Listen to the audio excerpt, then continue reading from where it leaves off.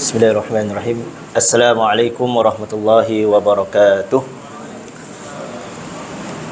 Innal hamdalillah nahmaduhu wa nasta'inuhu wa nastaghfiruh wa na'udzu billahi min shururi anfusina wa sayyiati a'malina. Man yahdihillahu fala mudilla lahu wa man yudlil fala hadiya lahu. Wa ashhadu an la ilaha illallah wahdahu la syarika lahu wa ashhadu anna Muhammadan abduhu wa rasuluh. Allahumma salli ala Muhammad wa ala alihi wa sahbihi ajma'in. Qala Allah Ta'ala ya ayyuhallazina amanu taqullaha haqqa tuqatih wa la tamutunna illa wa antum muslimun. Wahai orang-orang yang beriman, bertakwalah kamu kepada Allah dengan sebenar-benar takwa, dan janganlah kamu mati melainkan dalam keadaan beragama Islam. Amma ba'du. Jadi kita sambung tentang bab kematian. Kita semua tahu bahawa kita semua akan mati anytime soon.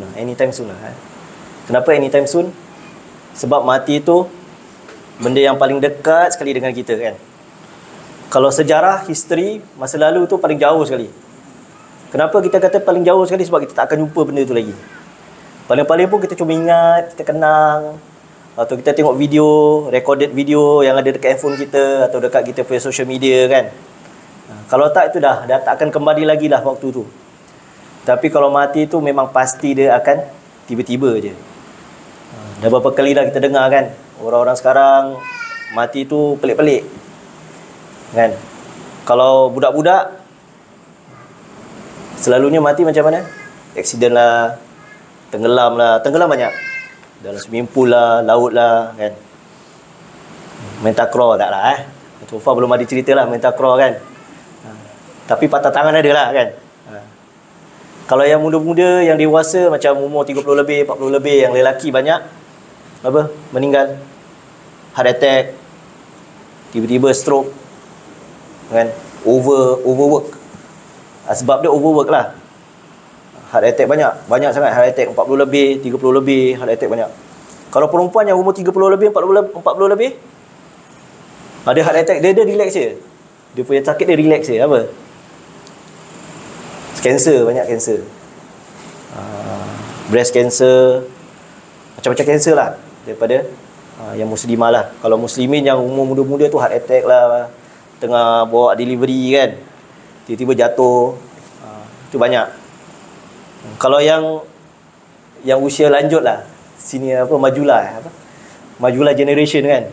Majulah generation, merdeka generation, dengan lagi satu apa? Pioneer generation, kan. Tu semua biasalah, sakit, darah tinggi, kencing manis, kan. Kencing manis tu contoh kalau dah terpotong sikit. Kalau tangan tak apalah, boleh bilang lah, kan. Tapi masalahnya kalau cedera dekat paru-paru ke, dekat jantung ke, ada cedera sikit ke, apa-apa, kan, itu masalah lah. Kalau biasanya orang kata tu penyakit tua lah, kan. Itu biasalah. Tapi kalau pengalaman kita tu, biasa kalau kita tanyalah dekat keluarga, kadang-kadang tu keluarga tu ramai orang, datang semua ramai. Tapi yang jaga dia tu, anak-anak tak jaga. Yang jaga siapa? Sepupu, anak-anak saudara, adik-adik yang jaga dia lah. Pernah tu ada banyak lah, kan, cerita, kan. Salah satunya adalah bila time satu pakcik ni meninggal, umur dah 90 lebih, cucu ramai, cicit ramai. Bila time yang jaga dia tu anak-anak, bukan, yang jaga tu dia bercucu dia, sebab anak dia semua dah 70 lebih tahun, dah tak mampu nak jaga. Yang jaga dia cucu. Jadi bila time kita tanya, arwahnya dah berapa lama sakit?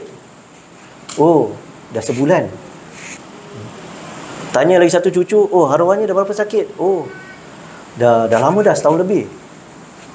Ada yang kata 3 bulan, ada yang kata 4 bulan, semua lain-lain. Tapi yang tahu, yang kita tanya tu, yang kita pasti tu selalunya orang yang jagalah.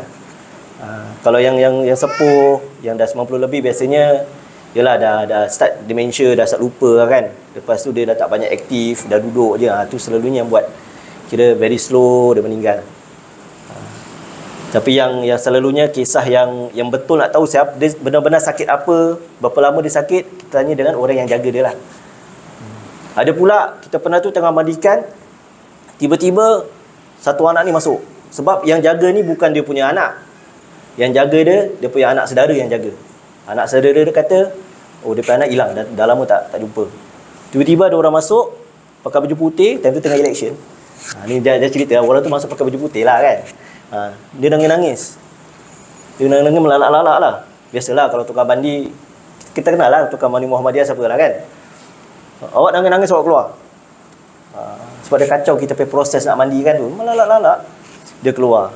Lepas tu anak saudara yang arwah yang bilang, oh itu dia punya anak. Dari situ kita dapat tahu mati tu bila-bila. Tapi kalau orang yang dah tinggalkan kita, kita dah tak dapat jumpa dia lagi lah. Bila time kita dah habis kubur tu, dah ada tanam, dah selesai, lepas tu kita semua pergilah. Orang yang diri pakai baju putih tu masih lagi dekat sebelah kubur tu nangis-nangis. So dah tak ada, kira dah habislah, dah putuslah.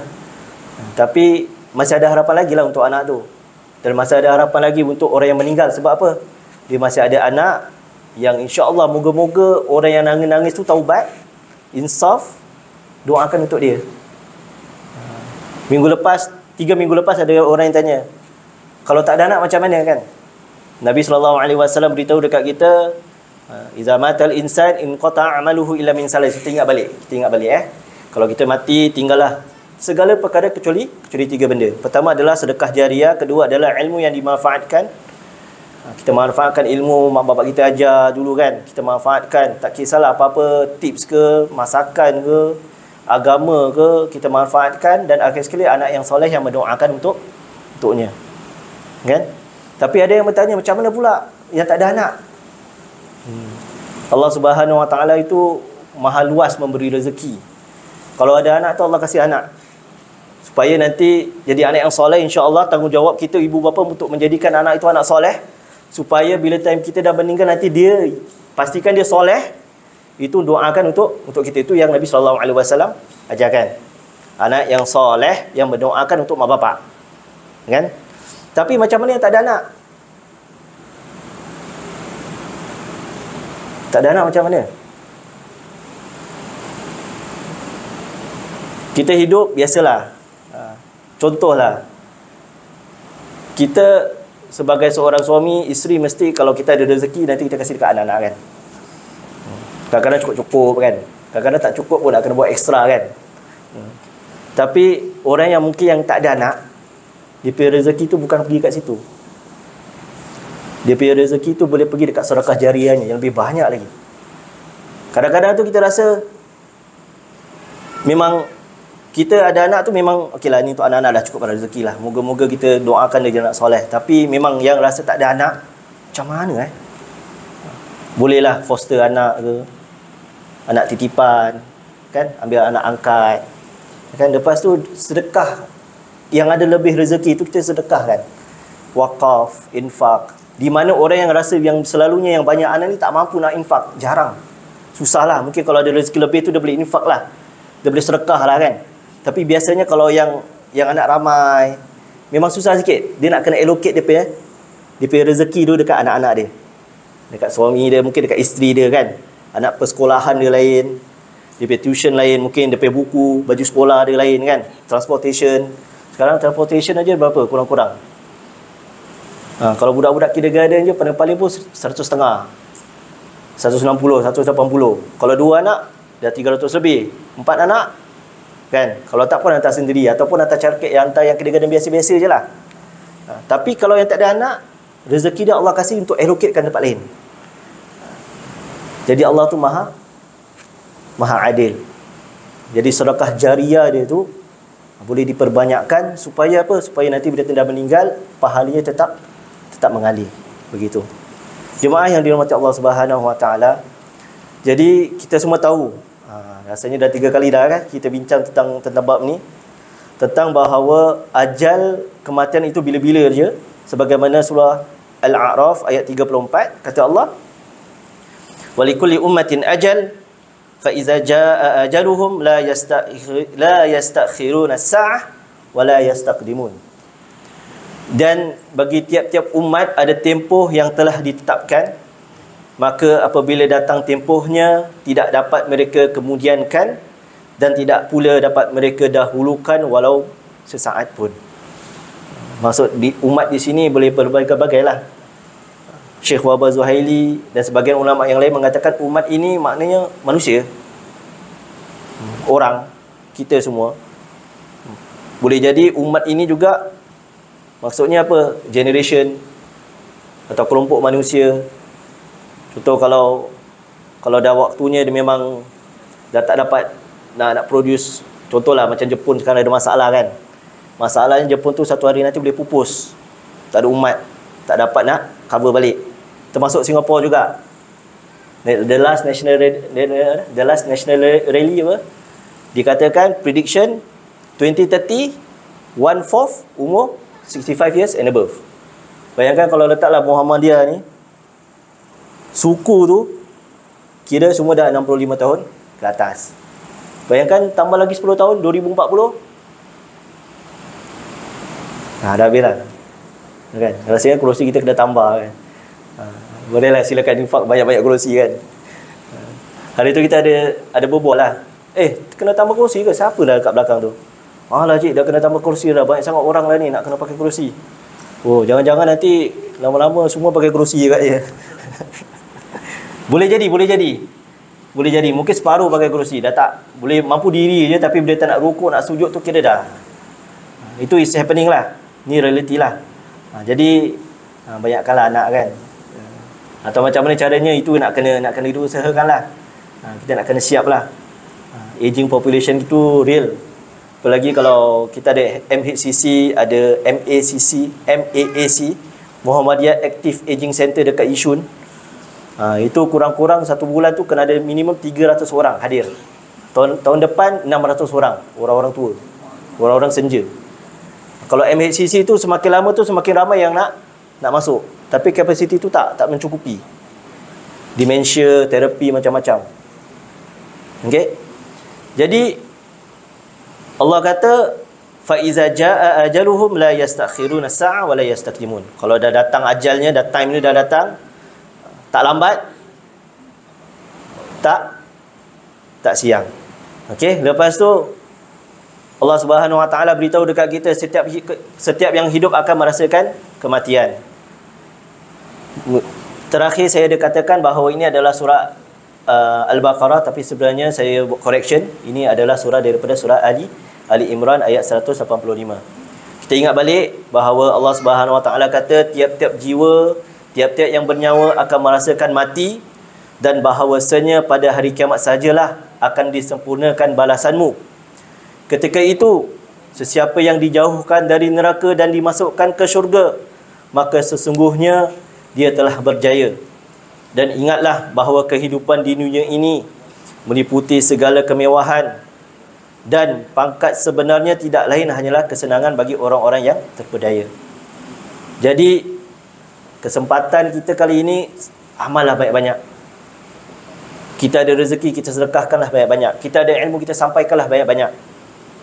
Kita ada anak, kita didiklah anak tu jadi anak soleh. Kita sebagai anak, kita jadilah anak soleh supaya kita doakan kita punya ibu bapa, kita punya atuk nenek, kita doakan. Kenapa? Kerana Allah kata sampai hari kiamat baru pahala itu disempurnakan. Maka dia tetap mengalir. Kedua, surah Al-Anbiya ayat 35. Allah kata tiap-tiap yang bernyawa akan merasakan mati, dan kami menguji kamu dengan kesusahan dan kesenangan sebagai cubaan, dan kepada kamilah kamu semua akan dikembalikan. Pertama Allah kata dalam surah Ali Imran ayat 185, kullu nafsin za'iqatul maut. Lepas tu Allah sebut lagi kullu nafsin za'iqatul maut dalam surah lain, surah yang lain, surah Al-Anbiya ayat 35. Allah kata semua akan rasa kematian, lepas tu semua akan diuji, baik senang atau susah. Kita pernah ingat contoh, nak jadi orang kaya ke nak jadi orang miskin? Kan? Orang kaya senang ke susah tu? Ujian yang mana kita nak? Kalau orang kaya tu, ujiannya dekat mana? Kesusahan ke kesenangan? Kan? Kalau orang miskin, ujiannya dekat mana? Kesenangan ke kesusahan? Kita contoh hari tu kita seseorang tu dia miskin cuma dia letaklah $100 je lah Kalau $10 tu terlalu rendah lah, $100 je lah kan. You have only $100. Okay, someone let's say tengah jalan dekat Bedok kan, tiba-tiba ada satu pakcik, mungkin dia dah dementia atau memang orang susah kita nampak. Maybe kita boleh kasih dia $10 lah, 10% atau $20 lah, tak apa cik, silakan. $20 okay kan? We have $100 in our pocket. Kita boleh kasih dia $20, tak ada masalah lah kan. Tu berapa persen? 20% kan. Itu untuk orang yang tengah cukup-cukup lah. Atau dia orang miskin lah, memang duit tak banyak, cukup-cukup, kadang-kadang memang tak cukup kan. Tapi kalau kita ada 100,000 kat dalam bank, atau mungkin dalam poket kita ada 100,000, ada orang datang minta tolong, 20% ke 10% tu agak-agak berapa banyak? 20,000. Kita nak kasih dia 20,000 ke? Atau nampak tabung masjid ke mana-mana ke, kita nak kasih 10,000 ke? 10% aja. Atau 1%, $1,000 kita nak kasih. Atau kita tahu kita punya saudara tengah susah, kita nak kasih 500, nak kasih 50 pun kadang-kadang pun tak apa, 50 okey lah. 50 tu berapa persen? 0.05% out of 100,000 kan. Mungkin less. Jadi ujian itu ada yang senang, ada yang susah. Tetapi semua manusia tu diuji. Kalau manusia yang selalunya, mana yang lebih dekat kita kepada Allah Subhanahu Wa Taala, selalunya ujian kesusahan tu lebih kita dekat kepada Allah Subhanahu Wa Taala, sebab kita akan selalu minta, ya Allah tolong aku kan. Tapi kalau ujian kesenangan tu rata-rata lah, selalunya terlupa. Paling-paling pun dia solat 5 waktu, itu pun cukup-cukup. Kalau dia bersyukur, dia akan buat lebih lah. Itu lebih, kira lebih baik untuk dia lah. Dan moga-moga dia berjaya terhadap ujian kesenangan yang diberikan oleh Allah Subhanahu Wa Taala. Kemudian Allah sebut dalam surah Al-Ankabut ayat 57, kata Allah, kullu nafsin za'iqatul maut summa ilaina turja'un. Tiap-tiap yang bernyawa akan merasakan mati, kemudian kepada kamilah kamu semua akan dikembalikan. Jadi Allah Subhanahu Wa Taala sebut, kita ingat lagi, Allah Subhanahu Wa Taala sebut kepada kita, ingatkan kat kita dalam Al-Quran sebanyak 3 kali. 3 kali. Kalau contoh mak kita kata kau jangan keluar, okeylah, kau jangan pegang cerit tu panas kan. Relax nak pegang kan. Kau jangan pegang cerit tu panas. Kau jangan pegang cerit tu panas kan.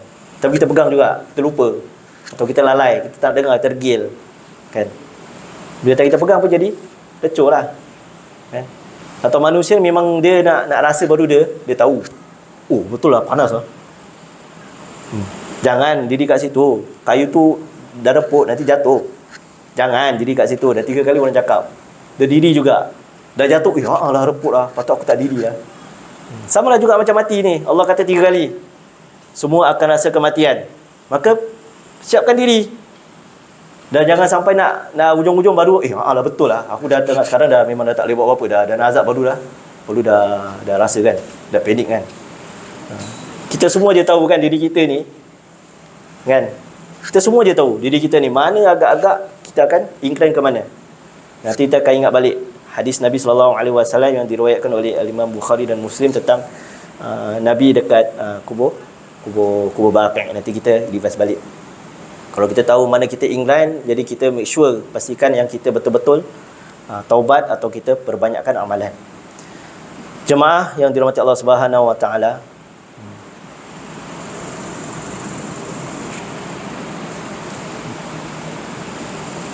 kita semua tahu yang kita nak kena prepare untuk hari akhir, hari kita setelah kematian.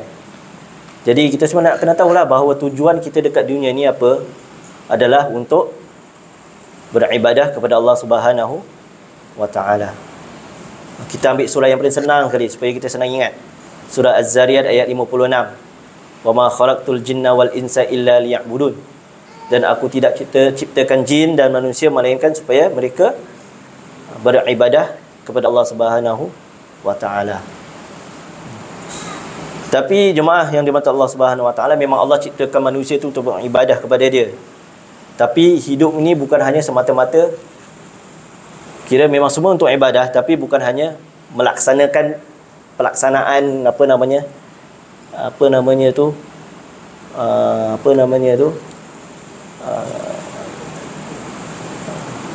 ibadah yang hanya formality je.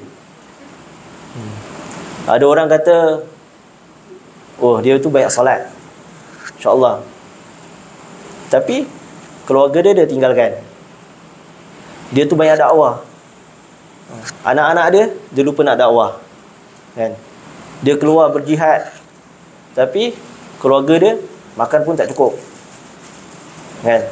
Ada pula yang terlebih, dia bekerja, kan, tapi dia lupa nak ibadah, nak solat, kan? Pernah tak dengar satu hadis Nabi SAW, ada 3 orang datang kat rumah, kan? Pertama, orang tu dia kata dia nak solat aja, dia tak nak, dia nak solat je, hidup dia nak solat je. Yang kedua, dia kata dia nak puasa je. Yang ketiga, dia kata dia tak nak kahwin, dia nak buat ibadah aja. Lepas tu apa? Dikatakan kepada mereka 3 tu, Nabi kata, Nabi solat, tapi Nabi pun tidur juga, kan? Nabi puasa, tapi Nabi pun buka juga. Nabi sendiri melakukan ibadah yang banyak, kan? Aisyah pernah tanya, kenapa kau masih solat malam, kan? Atau kama qal, sedangkan kau tu dah diampunkan oleh Allah Subhanahu Wa Taala, dimasukkan ke dalam syurga, dah settle lah. Nabi kata, afala akuna abdan syakura, kenapa aku tak boleh jadi hamba yang bersyukur, kan? Nabi macam gitu pun dia tetap kahwin, dia tetap nikah. Jadi dia balance. Allah Subhanahu Wa Taala pun pernah berfirman dalam surah Al-Qasas ayat 77, kata Allah, wabtaghi fima ataqallahu darul akhirah wala tansa nasibaka fid dunya. Kata Allah, dan carilah pada apa yang telah dianugerahkan Allah kepadamu, kebahagiaan negeri akhirat, dan janganlah kamu melupakan kebahagiaan di dunia. So the balance. Walaupun memang kita nak prepare diri kita untuk akhirat, nak masuk syurga Firdaus, kita semua dah tahu macam mana nak dapatkan syurga Firdaus tu, Allah dah bilang dekat kita. Ingat tak surah Al-Mu'minun ayat 1 sampai 11? Mungkin siapa yang belum pernah dengar, boleh cek ayat 1 sampai 11. Macam mana nak dapatkan syurga Firdaus, syurga yang paling tinggi sekali, yang paling tengah, yang paling tinggi sekali. Allah dah bilang surah Al-Mu'minun, boleh cek nanti balik, boleh cek, kan? Nak dapat syurga tu. Tapi di samping itu, jagalah, jangan lupa nasib kau dekat dunia ni. Kalau kita baca surah Al-Jumu'ah ayat keberapa? Ayat ke-9. Kata Allah, ya ayyuhallazina amanu idza nudiya lis-salati min yaumil jumu'ah fas'au ila zikrillahi wa zarul bai'. Zalikum khairul lakum in kuntum ta'lamun. Kata Allah, wahai orang-orang yang beriman, idza nudiya lis-salah, apabila kamu semua dipanggil untuk solat, fas'au ila zikrillah, maka segeralah untuk zikrillah. Zikrillah di sini maknanya apa? Solat Jumaat. Wazalul bai', dan tinggallah jual beli. Zalikum khairul lakum in kuntum ta'lamun. Itulah yang baik untuk kamu jika kamu semua mengetahui. Wa idza qudiya lis-salati wa idza qudiya lis-salatu min yaumil jum'ah wa idza qudiya lis-salati fantashiru fil ardi wabtaghu min fadlillah wazkurullaha katsiran la'allakum tuflihun. Apabila selesainya solat Jumaat, fas'au ila zikri wa idza qudiya lis-salati min yaumil jum'ah. Mak saya dah bingung tadi. Okey. Fantashiru fil ardi wabtaghu min fadlillah. Bila dah selesainya solat Jumaat, maka sebarlah. Allah suruh Nabi Jumaat tu, Allah jangan stay lama-lama. Bolehlah nak stay, tak ada masalah. Tapi dalam Al-Quran Allah suruh kau fantashiru fil ard, bertebarlah di muka bumi ini. Wabtaghu min fadlillah, dan carilah keutamaan Allah Subhanahu wa taala. Wazkurullaha katsira, tapi Allah bilang, dan ingatlah kepada Allah banyak-banyak. Kenapa? Kerana kadang-kadang itu bila kita dah selesai, kita bertibar di muka bumi ini, kita buat kita punya bisnes, kita buat kita punya usaha macam-macam kan. Kadang-kadang itu kita lupa Allah. Itu pasal Allah bilang dah habis solat Jumaat, bertibarlah di muka bumi ini, buatlah, continuelah kerja kita yang tadi kita dah tinggalkan. Tapi wazkurullaha katsira. Ingatlah Allah banyak-banyak. La'allakum tuflihun. Semoga kamu semua berjaya. Berjaya ke mana? Dunia akhirat insya-Allah. Jadi balance, strike the balance. Walaupun kita tahu kita nak mati, Allah kata tiba-tiba mati 3 kali dah Allah bilang dekat kita. Tapi kita pun nak kena ibadah. Tapi kita kena strike the balance lah. Jemaah yang dirahmati Allah Subhanahu Wa Taala. Jadi nak lakukan ibadah tu, kita rasa semua dah tahulah dekat sini. First adalah ikhlas kerana Allah Subhanahu Wa Taala. Innamal a'malu binniyat tu kita kena jaga. Yang kedua adalah ittiba'. Iaitu apa? Ibadah sesuai dengan petunjuk Nabi sallallahu alaihi wasallam. Ikhlas, kemudian ittiba'. Lepas tu kita jangan lupa kita doa kepada Allah Subhanahu Wa Taala. Doa kebaikan dunia dan akhirat. Kerana apa? Kerana Nabi sallallahu alaihi wasallam selalu minta kepada Allah Subhanahu Wa Taala untuk mendapat kebaikan di dunia dan di akhirat. Sebagaimana di dalam hadis diriwayatkan oleh Anas radhiyallahu anhu, bahawa doa Nabi yang paling sering diucapkan ialah Allahumma rabbana atina fid dunya hasanah wa fil akhirati hasanah wa qina azabannar. Simple aja, kita selalu dah doa. Dah hafal lah agak-agak kan. Tapi kadang-kadang itu kita lupa. Wazkurullaha katsira, kita ingat Allah, lepas tu doa lah. Ya Allah, aku dah done my best. Kan? Berikanlah aku kebaikan di dunia dan di akhirat. Semoga ini usahaku untuk akhirat juga. Maka dianjurkan kalau kita nak buat ibadah, atau dianjurkan untuk kita buat benda-benda yang mubah, yang biasa. Makan, apa lagi? Minum, apa lagi? Cycling ke. Kalau musim cycling kan, rasanya dah ada kurang orang cycle Sekarang dah nak start balik apa? Sekarang orang dah start main futsal kan, exercise kan? Pergi kerja ke, kadang-kadang tu kerja tu dia jadi benda biasa je. Tapi kalau kita niat memang untuk Allah Subhanahu Wa Taala sebagai ibadah, semoga ini adalah menjadi tanggungjawabku untuk menafkahi isteri dan anak-anak, itu menjadi ibadah. Dan kita keluar rumah, kita baca, kita tawakal kepada Allah Subhanahu Wa Taala, kita baca bismillah, semoga itu menjadi ibadah. Jadi kita strike the balance. Jangan kita kerjakan nak dapat akhirat, tapi kita tinggalkan dunia. Jemaah muslimin muslimat yang dirahmati Allah Subhanahu Wa Taala, dan akhir sekali, bukan akhir sekali lah, maksudnya dekat sini kita kata bila time kita dah meninggal tu, kita harap kita dah prepare. Kita dah prepare. Kita jadikan kita punya jiwa tu jiwa yang tenang. Tenang nak menghadap Allah Subhanahu Wa Taala. Saya pernah tanya salah satu karyawan lah dekat RKM. Bila time tu kita nak buat solat raya kan. Ini hujan macam mana ni? Kalau kena petir macam mana? Saya saja je. Siap Ustaz. Anything happen to me, I prepared. I've done my best. Dia kata. But I'm still doing my best. Dia dah ready dah. Kita semua, ini dah. Bila time tengok diri kita ni, kita rasa, kita dah ready ke kan? Dia nak akhirkan hidupnya dengan ketenangan. Sebagaimana surah Al-Fajr. Ini selalu kalau siapa yang selalu ikut pergi kubur, nanti ada ustaz ke, ada sesiapa ke akan kasih tazkirah kan. Nanti dia akan sebut surah ni.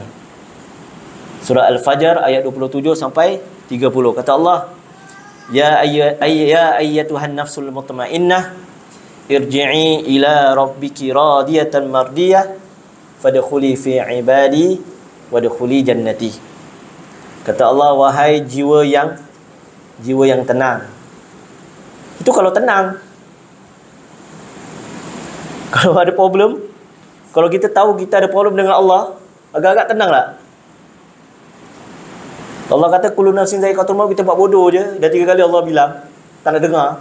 Allah kata anytime, kita mati anytime. Kan? Agak-agak kita akan tenang lah. Kan? Kita semua je tahu. Tak ada orang tahu pun kat sini. Masing-masing kita tahulah diri kita tu macam mana kan. Tapi Allah bilang ni dekat orang yang tenang ni. Kembalilah kepada Tuhanmu dengan hati yang reda lagi diridai. Allah reda, dia reda, lepas tu dia diridai oleh Allah Subhanahu Wa Taala. Maka masuklah ke dalam kumpulan hamba-hambaku, orang-orang soleh, orang-orang yang beriman, kan? Dan masuklah ke dalam syurga, ke dalam syurgaku. Jangan-jangan kita terbalik. Na'udzubillahi min zalik. Kita doa, kita harap-harap kita tak terbalik. Bukan jiwa yang resah, kan? Dalam kembali kepada Tuhan dalam keadaan apa? Allah tidak redha, kita pun tak redha lah. Kalau berlaku nak patah balik lah. Lepas tu Allah tak redha dengan kita. Apa yang kita buat semua Allah tak redha. Kenapa? Sebab apa? Apa yang Allah larang semua kita buat, kan? Nak masuk ke dalam kumpulan hamba-hambaku, jemaah hamba-hambaku pun memang tak dapat lah. Orang semua pergi dekat syurga, kita semua pasal makin ke kiri je ni. Aku nak ke kanan tapi asal makin jauh je kan. Nak masuk ke dalam syurga dah tak tenang. Kita sendiri dah tahu diri kita macam mana, tak reda kan. Lepas Allah tak reda, tak bersama orang-orang yang jemaah yang Allah kata dekat sini, orang-orang yang beriman, orang-orang yang bertakwa, orang-orang yang soleh. Macam mana kita nak masuk syurga? Kita dah kena prepare daripada sekarang. Lepas tu kita ingat balik, kalau kita ditimpa musibah, kita kata innalillahi wa inna ilaihi raji'un. Sebab apa? Musibah ini bukan orang meninggal aja. Selalu kalau pakcik-pakcik kadang-kadang dekat masjid kan, biasalah kita dah terbiasa kan. Kadang-kadang budak-budak pun innalillahi wa inna ilaihi raji'un, innalillahi kan. Nanti pakcik-pakcik, siapa meninggal? Kan? Tapi innalillahi wa inna ilaihi raji'un ni lafaznya sebenarnya untuk kalau ditimpa musibah. Sebagaimana firman Allah Subhanahu wa taala, "Walanabluwannakum bisyai'in minal khaufi wal ju' wa naqsin minal amwali wal anfusi was samarat wa basyiris sabirin allazina idza asabatuhum musibah qalu inna lillahi wa inna ilaihi raji'un." Demi sesungguhnya kami akan menguji kamu dengan sedikit perasaan takut kepada musuh dan dengan merasai kelaparan dan dengan berlakunya kekurangan dari harta benda dan jiwa serta hasil tanaman, dan berilah kabar gembira kepada orang-orang yang sabar. Ini ada ini tersalah ni, ada terlebih.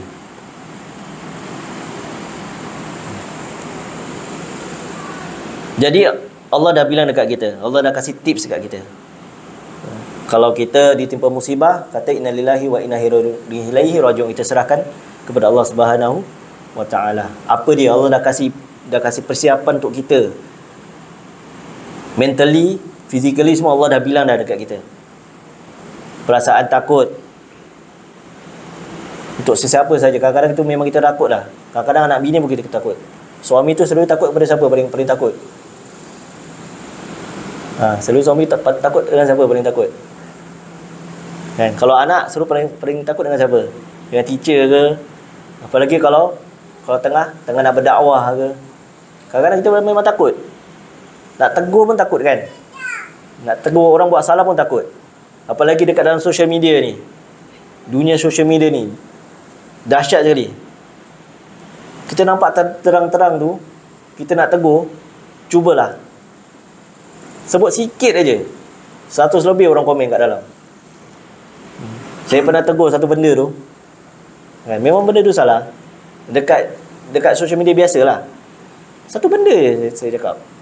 Lepas tu 100 lebih orang ni dapat notification tak stop. Semua orang hentam saya. Padahal kita nak amar makruf nahi mungkar.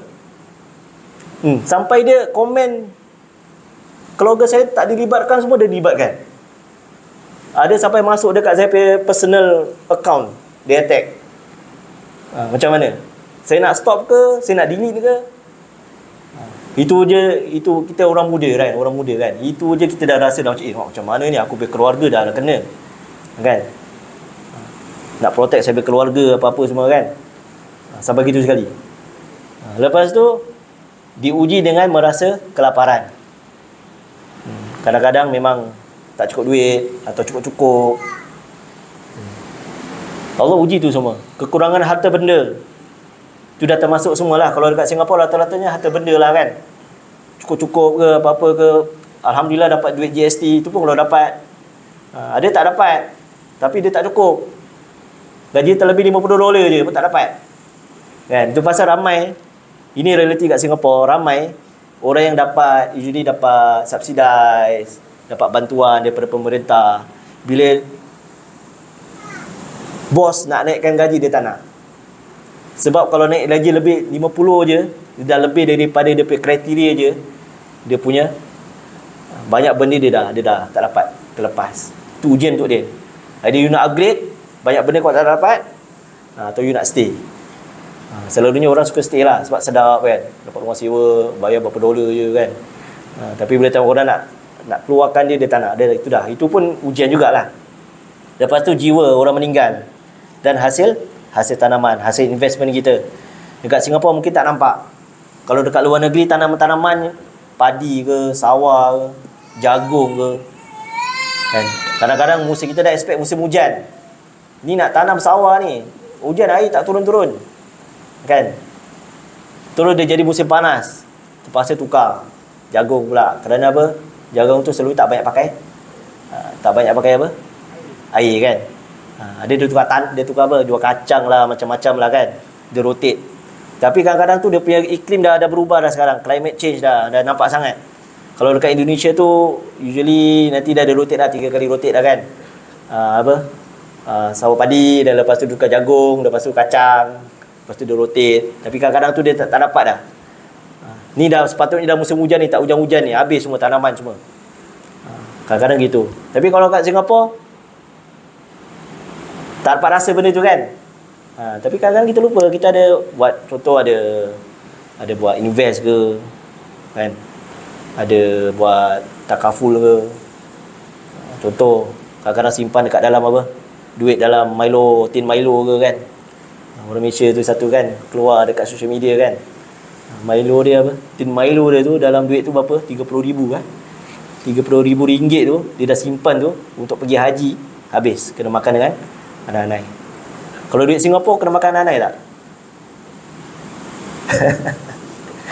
Anak-anak moden. Duit plastik. Kita tak tahulah kan, lama-lama kan. So far duit Singapura tu $2 notes kita tu, $10 notes kita tu yang plastik tu kita belum pernah simpan lah kan, sampai 10-20 tahun lah kan. Kita tak tahu kan. Macam-macam kita pay investment dan sebagainya, kadang-kadang tu tak menjadi. Itu ujian kepada kita. Ada pula dia buat investment, ni ujian lagi satu. Dah 30 tahun dia datang dekat ustaz, "Ustaz, ni halal tak?" Ni ada dah 30 tahun buat investment, dia buat saham. Lepas tu dah mature. Lepas tu dia beritahu dekat ustaz, dia tanya, "Ustaz, ni halal tak?" Ni tak halal. Jadi selama 30 tahun dia keluarkan daripada duit benda-benda ni, dah boleh dapat duit tu berapa ratus ribu. Lepas tu dapat tahu tak halal. Ini semua ujian, kadang-kadang tu kita terlepas. Okay? Tapi bila terdapat ujian, kita kata innalillahi wa inna ilaihi raji'un. Ujian untuk kita.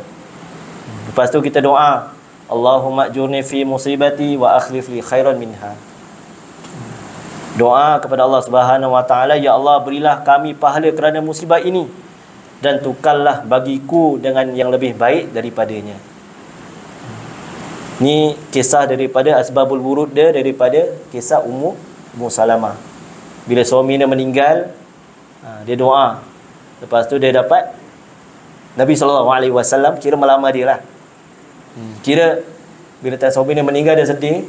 Lepas tu Allah gantikan dia dengan suami yang lebih baik, iaitu Nabi Muhammad SAW. Dalam hadis tu sebenarnya panjang sikit. Pasti Allah memberinya pahala dari musibahnya dan menggantikannya dengan yang lebih baik. Jemaah muslimin muslimat yang dirahmati Allah Subhanahu wa taala, kita patah balik sikit. Kita semua tahu kita akan ditimpa ujian untuk hidup kat dunia ni. Mana satu ujian lain, nak ibadah lain, nak bekerja lain. Tapi itu semua kita nak kena strike the balance lah. Nak kena pandai susun waktu. Kalau kita tahu anak kita memang tak nak tidur, lambat, tidur lambat kan. Kita susun waktulah. Macam mana biar diorang atau diorang join sekali kita buat tahajud ke macam mana ke kan. Kadang-kadang budak-budak biasa kadang-kadang ada yang pukul 6 dah bangun. Kita ajak sekali solat subuh. Kan? Ada budak dia memang bangun lambat. Memang sekolah lambat lah, kira dia sekolah lambat. Kan? Solat aja, solat duha. Kita ajar dia ibadah. Kan? Kita ajar dia doa. Dia anak soleh. Tu semua kita kena balance lah. Kadang-kadang tu memang sibuk sangat, tak dapat jumpa pun anak-anak. Kan? Tak dapat jumpa pun cucu-cucu kan, tak dapat jumpa, sibuk sangat kan.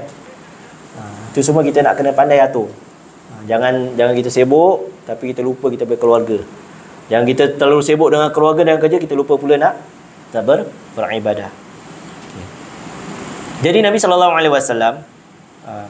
kita pernah datang dekat kubur Baqi'. Kemudian Nabi SAW bersabda. Dan kita dengar cerita ni daripada Imam Al-Bukhari dan Muslim. Kami menziarahi jenazah di perkuburan Baqi' Al-Gharqad. Lalu Rasulullah SAW dan baginda duduk. Lalu datang Rasulullah SAW dan baginda duduk. Lalu kami duduk di sekeliling baginda. Bersama baginda ada tongkat kecil atau ranting kayu. Baginda mengangguk-angguk kepala. Baginda seperti orang yang susah hati dan menguis tanah dengan ranting tadi seraya bersabda, Setiap nyawa yang hidup telah ditetapkan tempatnya sama ada di syurga atau neraka. Nabi bilang dekat sahabat, kamu semua ni dah ditetapkan tempatnya sama ada syurga dan neraka. Bayangkan Nabi cakap dengan kita sekarang, kita semua ni dah ditetapkan tempatnya sama ada dekat syurga dan neraka. Telah ditentukan sama ada di syurga atau neraka. Telah ditentukan sama ada celaka atau bahagia. Berkata seorang lelaki, wahai Rasulullah, kenapa kita tidak berserah sahaja kepada takdir dan meninggalkan amalan? Ada seorang tanya, kenapa tak serah saja pada takdir dan meninggalkan amalan? Mereka yang ditentukan bahagia di akhirat akan bahagia, dan yang ditentukan celaka akan celaka. Nabi dah kata, semua tu kita di semua ni termasuk saya dah ditetapkan. Lepas tu ada sahabat tanya, kenapa kita nak amal sedangkan kita semua dah ditetapkan? Agak-agak logik tak? Agak-agak logik tak? Semua dah, tempat dah ditetapkan oleh Allah dah. Oh, dah ditetapkan, kat mana saya? Tak tahulah. Itu dia soalannya. Kan? Kita tempat dah ditetapkan, tapi kita sebenarnya tak tahu mana kita ditetapkan. Nabi SAW bersabda, beramallah. Nabi suruh kita buat amal. Walaupun dah ditetapkan oleh Allah Subhanahu Wa Taala, Nabi suruh kita beramal. Sebabnya apa? Hikmahnya apa? Hikmahnya memang sebab kita tak tahu mana kita punya tempat. Maka Nabi SAW suruh kita beramal. Tempat kita masuk dalam syurga, tempat kita masuk neraka, itu urusan kita dengan Allah. Itu Allah yang tetapkan. Kita tak payah nak masuk campur urusan Allah. Yang memang Allah dah tetapkan tu, kita beriman saja. Kita yakin bahawa memang itulah tempat kita, syurga tu memang tempat kita. Alhamdulillah. Kita doa kepada Allah Subhanahu Wa Taala supaya dijauhkan daripada api neraka. Itu kita memang kena doa kepada Allah Subhanahu Wa Taala. Dan Nabi SAW suruh kita beramal. Kerana apa? Kerana sabda Nabi SAW, Nabi lanjutkan, setiap kamu akan dimudahkan untuk beramal. Ahli bahagia dimudahkan beramal dengan kebahagiaan, dan ahli binasa dimudahkan beramal dengan kebinasaan. Kemudian baginda membaca firman Allah Ta'ala dalam surah Al-Lail ayat 5-10, mahfumnya, jelasnya, adapun orang yang memberikan apa yang ada padanya ke jalan kebaikan dan bertakwa, yang ini mengerjakan suruhan Allah dan meninggalkan segala larangannya, serta ia mengakui dengan yakin akan perkara yang baik, maka sesungguhnya kami akan memberikannya kemudahan untuk mendapat kesenangan syurga. Sebaliknya, orang-orang yang bakhil dari berbuat kebajikan, dari berbuat kebaikan dan merasa cukup dengan kekayaan dan kemewahannya, serta ia mendustakan perkara yang baik, maka sesungguhnya kami akan memberikan kemudahan untuk mendapat kesusahan dan kesengsaraan. Jemaah muslimin muslimat yang dirahmati Allah Subhanahu wa taala. Jadi sebenarnya dekat sini Nabi SAW dah kasih tips.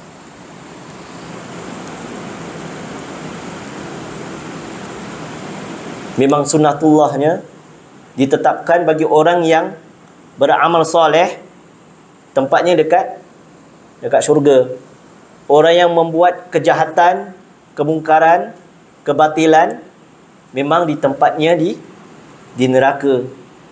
Maka Nabi SAW beritahu dekat kita supaya kita beramal, sebab kita semua tak tahu tempat kita dekat mana. Dan Nabi bilang dekat kita, Nabi beri wasiat dekat kita, setiap kamu akan dimudahkan untuk beramal. Ahli bahagia dimudahkan beramal dengan kebahagiaan. Kalau kita rasa diri kita saja yang tahu diri kita kat mana tau. Adik-beradik pun tak tahu. Kita je yang tahu. Mak bapak kita pun tak tahu kita macam mana. Kita seorang je tahu. Anak isteri pun tak tahu. Kita je yang tahu kita punya dekat mana. Kalau kita rasa kita, Allah dah bilang, Nabi dah bilang dekat sini, kalau kita rasa kita memang dah banyak beramal, memang Allah mudahkan. Senang aja. Kita sikit-sikit kita istighfar, subhanallah, kita puji Allah Subhanahu wa taala, kita sedekah, senang aja kan. Kita rasa kita dah deadline, maknanya kita kena istiqamah, kita jaga. Allah dah mudahkan. Ahli bahagia dimudahkan beramal dengan kebahagiaan. Allah dah mudahkan. Pastikan kita istiqamah. Jangan leka. Jangan terlupa, memang manusia tu memang leka. Kalau iman dia naik, tengah tinggi, memang dia banyak ibadat. Tapi kalau turun, make sure jangan sampai jatuh. Itu pasal kita kena banyak kawan dengan orang-orang baik. Kawan dengan tukang jual minyak wangi, bukan minyak tanah lain kan. Jangan kawan dengan orang-orang yang tukang besi. Sebab apa? Dia akan influence, akan buat kita tu terpengaruh dengan benda yang tak patut. Dan ahli binasa dimudahkan beramal dengan kebinasaan. Kalau kita dah rasa diri kita tu banyak sangat benda yang tak elok, banyak sangat maksiat, kita tahu diri kita macam mana, cepat-cepat kita divert. Cepat-cepat kita tukar. Kita alihkan pandangan kita benda-benda yang tak elok tu, kebinasaan itu, yang benda-benda yang binasa tu, yang memusnahkan diri kita dekat akhirat nanti, kita cepat-cepat patah balik. Nabi dah bilang. Contoh, kalau kita ada ditimpa musibah, selalunya kalau musibah tu nanti banyak-banyak benda yang Allah uji. Kan? Kalau sakit, aku dah pergi doktor semua, macam-macam doktor dah aku dah pergi dah, tak sembuh-sembuh. Lepas tu pergi mana? Mula-mula dia cari perubatan Islam. Perubatan Islam pun tak boleh dah, tak jalan dah. Aku punya penyakit tak sembuh-sembuh lah. Aku kena apa? Ada orang campak benda kat aku. Aku nak pergi jumpa bomo. Ni realiti. Daripada benda yang Allah uji tu, kadang-kadang tu benda tu sepatutnya kita sebagai kafarah, sebagai penghapus dosa kita bila kita sakit, kita tak ingat Allah, lama-lama ke arah itu. Kan? Ataupun kadang-kadang itu members kita, atau dalam grup mana ke, kan, memang semua ahli maksiat lah. Sikit-sikit ajak clubbing, na'udzubillah min zalik. Kalau orang dulu apa, disco budak-budak sekarang tak tahu disco. Disco dia tak tahu, kan? Atau ajak TikTok. TikTok memang ada yang baik, ada yang tak baik lah. Tapi dah kalau kita dah tahu kita TikTok tu dah memang bawa ke arah kebinasaan, kan? Ataupun sekarang algoritma kita kan, salah sikit aja nanti dah pergi ke lain, kan? Walaupun kita tak tengok benda tak elok tu pun, kadang-kadang kita punya kawan tu yang memang follow kita pun, itu pun dia boleh terarah. Kalau kita memang tahu benda tu tak baik, dan kita tinggalkan. Dah dapat sign, atau member-member kita dah tahu, kan? Facebook, WhatsApp ke, kadang-kadang WhatsApp tu kadang-kadang pakcik-pakcik pun nakal-nakal juga kan, dalam grup pun share apa-apa benda lah, tak tahulah kan. Wah, aku tertekan lah, kan?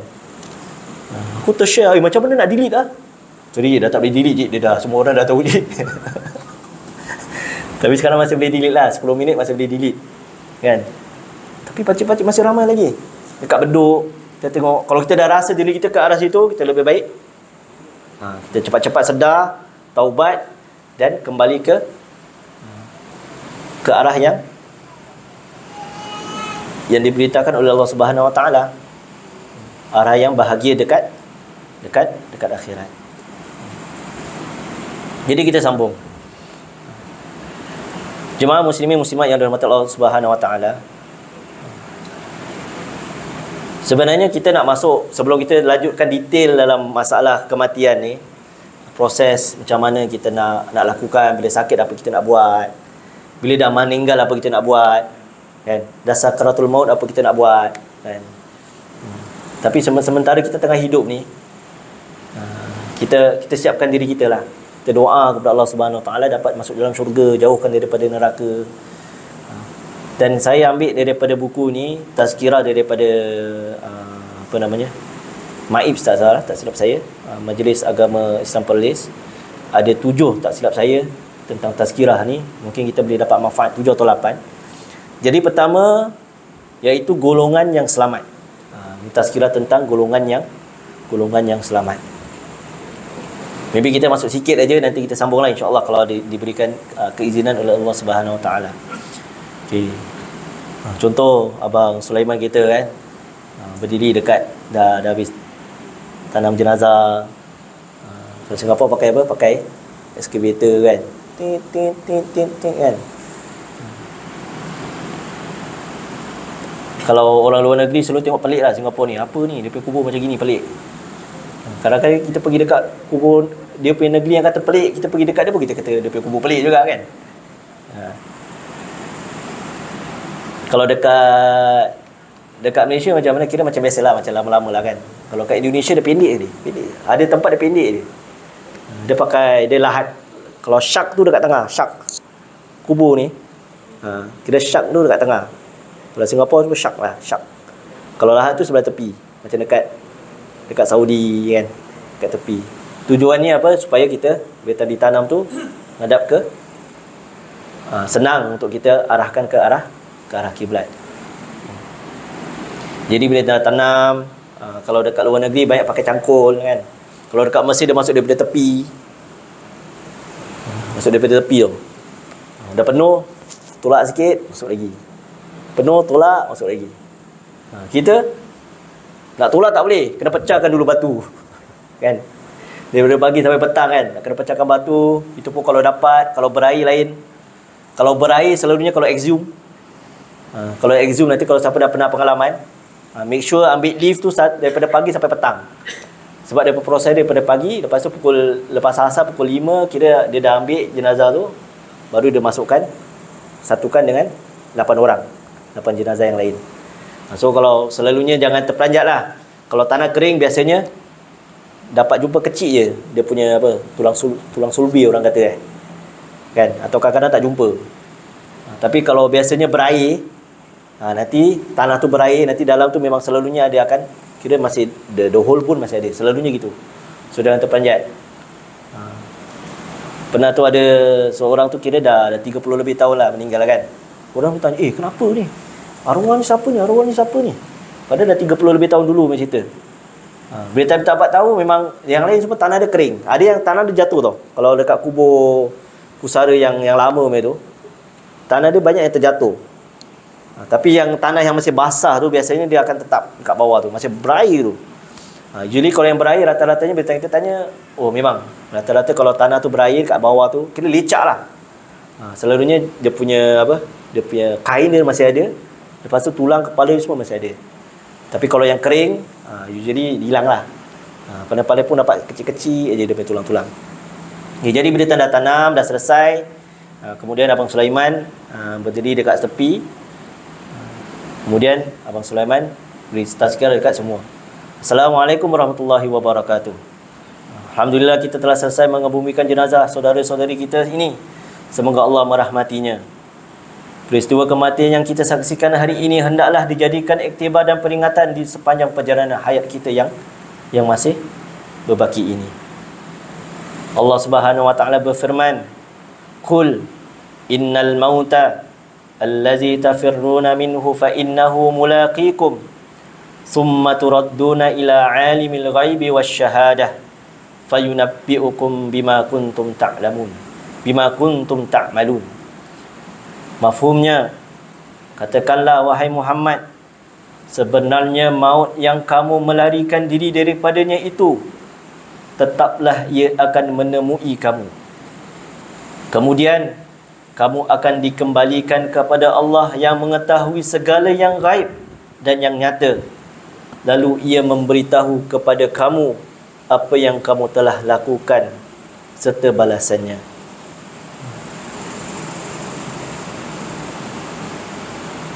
Dekat akhirat nanti Allah Subhanahu Wa Taala beritahu apa yang kita lakukan dekat dunia. Allah bilang kamu semua akan dikembalikan, dan Allah mengetahui segala yang gaib dan yang nyata. Apa yang orang lain semua tak tahu, kita je yang tahu. Dan yang nyata, semua orang tahu apa kita buat. Lepas tu dia memberitahu kepada kamu apa yang kamu telah lakukan serta membalasnya. Jadi kita prepare surah Al-Jumu'ah ayat 8. Bila time surah ini ayat 8, kemudian baru ayat yang ke-9 Allah kata tentang solat Jumaat. So Allah bilang tentang mati, ingat mati. Lepas tu Allah bilang kalau ada panggilan, kita tengah hidup ni, Allah nak beritahu dekat kita yang hidup. Allah bilang dekat kita semua akan dikembalikan, apa yang gaib, apa yang nyata semua akan diberitahu dekat akhirat nanti. Apa yang kamu lakukan dan balasannya apa, kita semua dah tahu, syurga neraka sesuai dengan amalan kita. Kan? Lepas tu Allah bilang dekat orang yang beriman kita semualah, kalau dipanggilkan seruan azan maka pergi, tinggalkan jual beli.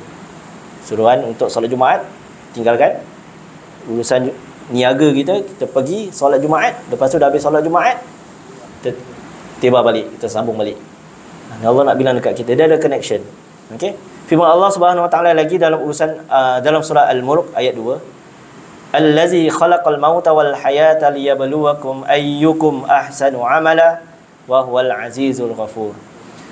Dialah yang telah mentakdirkan adanya mati dan hidup kamu untuk menguji kamu dan menzahirkan keadaan kamu.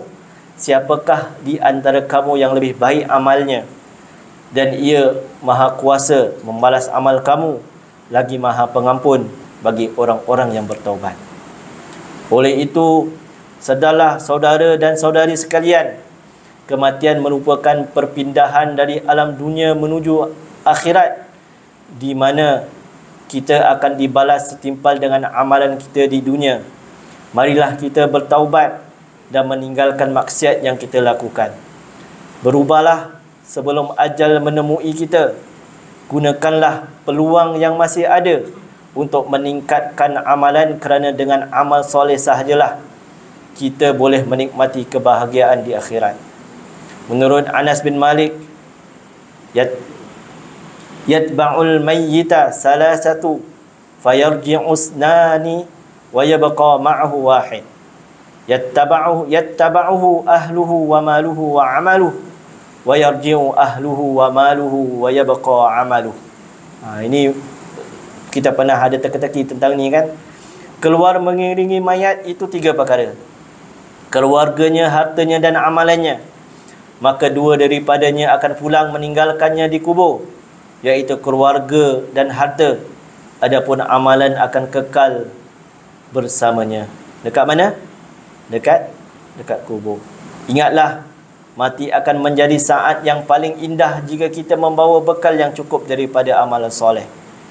Firman Allah Subhanahu Wa Taala, innal ladzina qalu rabbunallah summa istaqamu tatanazzalu alaihimul malaikah alla takhafu wa la tahzanu wa abshiru bil jannah allati kuntum tu'adun. Sesungguhnya orang-orang yang menegaskan keyakinannya dengan berkata, Tuhan kami ialah Allah, kemudian mereka tetap teguh di atas jalan yang betul, akan turunlah malaikat kepada mereka dari semasa ke semasa. Janganlah kamu bimbang daripada berlakunya kejadian yang tidak baik terhadap kamu, dan janganlah kamu berduka cita, dan terimalah berita gembira bahawa kamu akan beroleh syurga yang telah dijanjikan kepada kamu. Ayat tersebut menceritakan keadaan orang yang beriman dan beramal soleh setelah mereka mati. Bagi orang ingkar pula, maka mati adalah kehinaan baginya. Dan sungguh ngeri sekiranya engkau melihat ketika orang-orang yang zalim itu dalam penderitaan sakaratul maut, iaitu ketika hendak putus nyawa, sedang malaikat-malaikat pula menghulurkan tangan mereka, iaitu memukul dan menyiksa orang-orang itu sambil berkata, yang ini dengan menengking dan mengejek, keluarkanlah nyawa kamu dari tubuh kamu sendiri. Pada hari ini kamu dibalas dengan azab siksa yang menghina, sehina-hinanya, disebabkan apa yang telah kamu katakan terhadap Allah dengan tidak benar, dan kamu pula menolak dengannya dengan sombong, takbur akan ayat-ayat dan keterangan-keterangannya. Dan sekali oleh itu, kita hendaklah sentiasa beringat, mudah-mudahan kita termasuk dalam golongan yang selamat. Kita doakan juga kepada saudara-saudara kita yang telah kembali ke rahmatullah. Mudah-mudahan Allah ampunkan dosa-dosanya dan jadikan kuburnya sebagai taman daripada taman-taman syurga. Jemaah muslimin muslimat yang dirahmati Allah Subhanahu wa taala, semoga bermanfaat. Ini tazkirah pertama. Kita dah jelaslah daripada awal kan. Memang Nabi dah bilang kalau amal-amal, kalau apa, kira Nabi suruh kita beramal, walaupun sahabat kata untuk apa kita beramal, tapi Nabi suruh kita beramal. Kalau kita rasa kita incline tu benda-benda yang baik, kita istiqamah, kita banyakkan lagi. Tapi kalau kita rasa diri kita apa, tersasar, tersesat, cepat-cepat kita patah balik. Dan kita haraplah kita semua mati dalam keadaan mutmainnah, jiwa yang tenang. Sebab dalam ayat ni memang Allah dah bilang lah, okay, kalau ada orang yang tenang, orang yang insya-Allah amal soleh tu, dia akan dimudahkan segala urusannya. Tapi kalau kita banyak maksiat, banyak dosa, banyak ingkar perintah Allah Subhanahu Wa Taala, itu mula-mula je kita dah disiksa. Waktu nak sakaratul maut dia pun dah disiksa, apalagi dalam alam barzah nanti. Ada soalan? InsyaAllah kalau boleh saya jawab. Kalau tak boleh nanti saya jawab di lain kesempatan insyaAllah.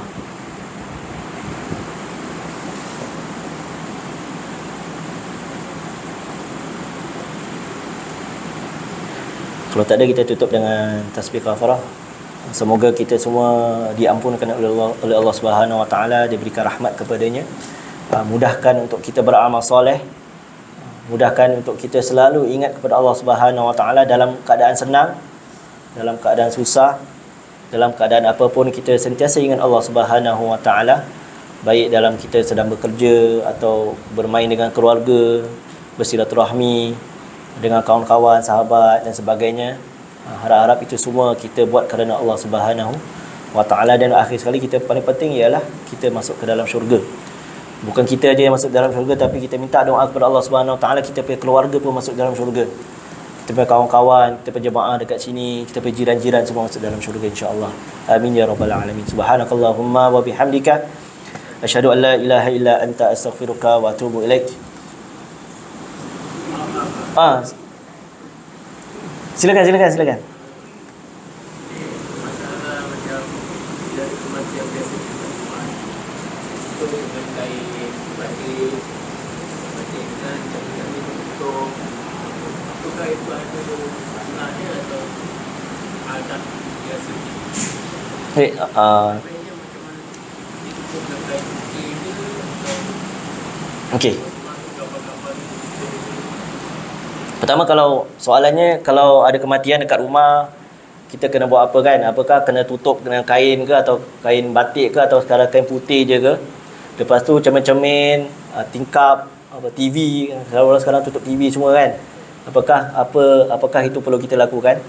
Pertama, kalau dah meninggal, memang ada hadis Nabi SAW, termasuk Nabi sendiri ketika dah meninggal, ditutup dengan, kalau zaman Nabi tu ditutup dengan apa namanya saya lupa, tapi dengan kain daripada Yaman yang bercorak. Fungsinya, kita nak kata tu, fungsinya yang bercorak tu supaya dia tak nampak dalam tu. Tapi kalau orang Melayu, kalau dekat kita nak cari daripada kain daripada Yaman tu susahlah. Yang paling senang kita nak dapat kain batik lepas. Itu paling senang. Jadi bila tangan kita tutup tu memang dia tak nampak bentuk. Dan apalagi kalau yang baru ni lagi, dia keras, very keras kan. Keras. Lepas tu kalau kena air je nanti berwarna kan. Tapi kurang-kurangnya kain batik lepas. Tapi kalau tak ada macam mana? Ambil lah kain yang yang tebal sikit biar tak nampak. Yang bercorak-corak sikit yang tak nampak dia punya shape. Kadang tu dia nampak macam, kadang tak tahu kalau letak kain batik tu memang dia bau dia memang lain lah kalau kita letak kain putih biasa je.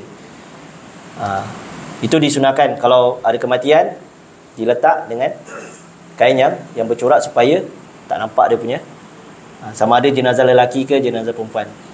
Kalau dah mati tu kita letak tutup kain dengan tutup cermin dengan kain ke, tutup TV dengan kain ke, apa-apa ke, tingkap dengan kain ke, memang itu memang tak ada.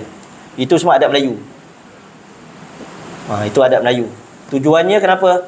Supaya bila time roh kembali nanti dia katanya, roh kembali ke rumah dia tak terperanjat. Itu kalau kita tengok fatwa daripada mana-mana memang tak ada. La aslalahu. Yang ada tu kalau ada kematian, kira disunahkan tutup. Sebagian ulama kata arahkan ke arah kiblat, sama ada sebelah kanan atau sebelah kaki. Apalagi kalau rumah besar tu bolehlah, kalau boleh turn okeylah. Bahagian kanan tu arah kiblat atau sebelah bahagian kaki dia tu kira macam gini kan. Kira open, ngadaplah kaki tu ngadap kiblat. Kalau tak boleh dan tak ada masalah. Apalagi rumah sekarang rumah kecil, BTO kecil kan. Nak alihkan sikit pun susah kan. Jadi tak ada masalah. Macam gitu. Dan lepas tu kalau meninggal, let's say kalau kita tahulah kita punya orang yang kita jaga, mak ayah ke, atau kita punya siapa-siapalah kat rumah tu kalau meninggal memang ada medical history, selalu pergi hospital pergi balik, poliklinik pergi balik. Jangan kira boleh panggil ni lah, boleh panggil doktor lah. Jangan panggil polis dulu. Kalau boleh panggil doktor dulu biar doktor certified. Let's say kadang-kadang doktor tak dapat certified tu problem, kena call polis lah. Jadi kadang-kadang polis pun memang ni corona case, kira unnatural death, dan leceh, dia kena bawa pergi mortuary SGH. Kadang-kadang kenapa meninggal dekat hospital, contoh dekat Changi Hospital ni biasa, Changi Hospital ke Sengkang Hospital ke kan, kalau dah meninggal lepas tu kena bawa pergi mana, SGH juga. Kadang-kadang tu memang sebab doktor tak dapat nak certified dia punya cause of death. So kalau dapat ada apa-apa medical history ke, receipt ke apa-apa ke, memang dah tahu kan, tunjukkan doktor proof yang dia tu sakit sebab ini gitu. Kalau kat hospital selalu dia tutup dengan kain biasa je lah. Kalau ada kain batik pun bagus. Jadi sediakanlah kain batik lepas dekat rumah gitu. Jadi tak payah tutup TV, tak payah tutup cermin, semua tak payah. InsyaAllah jenazah tu dia dah dekat alam dia, alam barzah dia. Dia tak balik rumah, dia tak terperanjat insyaAllah. Aku qauli hadza wa astaghfirullahal azim li wa lakum. Assalamualaikum warahmatullahi wabarakatuh.